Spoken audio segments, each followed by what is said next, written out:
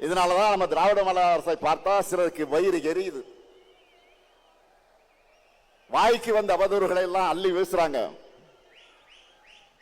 அவங்களுடைய கண்ணீர் ஆட்டுக்காக ஓனாய் வடிக்கிற கண்ணீர். எதிர்கட்சி தலைவர் பழனிசாமி அவர்கள் தங்கிட்ட ஆட்சி அதிகாரம் இருந்தப்போ எதையும் செய்யாம தமிழ்நாட்டு உரிமைகளுக்காக குரல் கொடுக்கிற தெம்போ திராணியும் இல்லாம அடிமை சாசனம் எழுதி கொடுத்தார். பாஜக தன்னோடு இருக்குன்னு இப்பவும் வாய் துடுக்கோடு பேசிட்டு இருக்கிறாரு.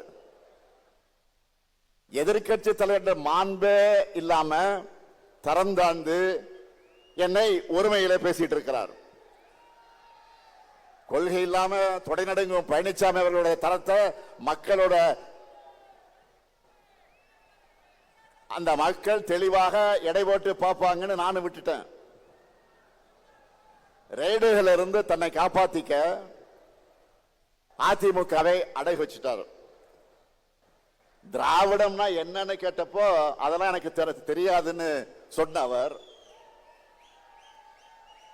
அண்ணா திராவிட முன்னேற்ற கழகத்தோட தலைமை பொறுப்பில் இருக்கிறார். இன்றைக்கு அவர் திராவிடம்னா என்ன தெரியாம அதிமுகவுடைய தலைமை பொறுப்பில் இருக்கிறார். அதான் வெட்கக்கேடு. அதிமுக தொடங்கினப்போ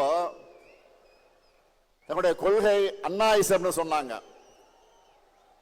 அதை இப்ப பழனிசாமி அவர்கள் அடிமையிசம்னு மாத்தி அமித்ஷாவே சரணம்னு மொத்தமா சரண்டர் ஆகிட்டார். முழுசா நடந்த பிறகு முக்காடு எதுக்குன்னு கேட்பாங்க. அந்த மாதிரி நேற்று டெல்லியில கார் மாறி மாறி போன பழனிசாமியை பார்த்து இப்ப எல்லாரும் என்ன சொல்றாங்க தெரியுமா?